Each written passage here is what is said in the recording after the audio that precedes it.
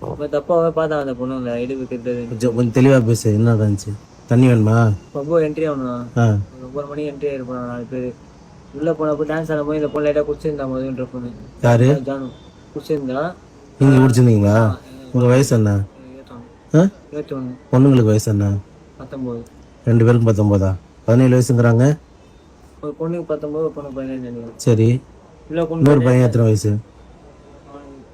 கரெக்டாக 19 ஆகும். நீங்கள் அந்த பொண்ணுங்களை கூப்பிட்டு போனீங்களா, அந்த பொண்ணுங்க உங்களை கூப்பிட்டு போச்சா?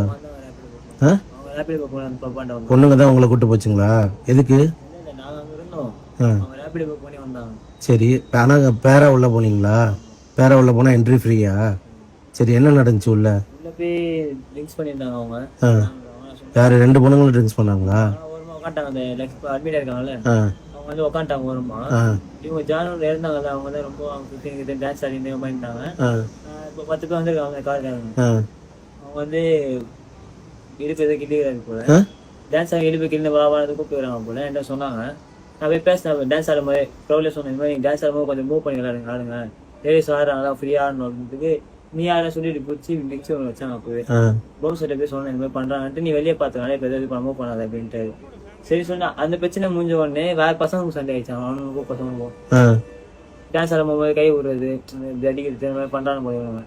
அந்த காலையில் இவனு வர எங்கே இருந்துக்கிறாங்க. ஏன் விஷயம் வர ஆயிடுச்சுல. வெளியே வந்தோடனே இவனுக்கு அடிக்கிறதுக்கு சுற்றி இது பண்ணியிருந்தாங்க.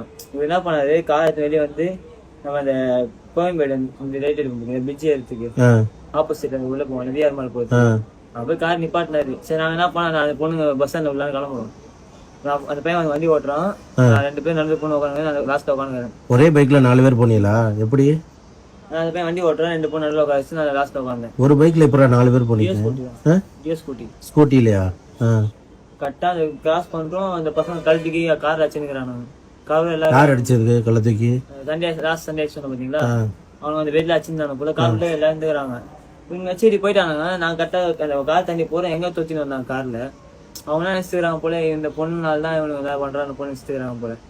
தொத்தின்னு ஃபஸ்ட்டு ஒரு இடி வச்சாங்க, கார் வச்சு வண்டி வச்சாங்க. வண்டி அப்போ இதுவாகல, லைட்டாக சிங்கிள் ஆயிடுச்சு.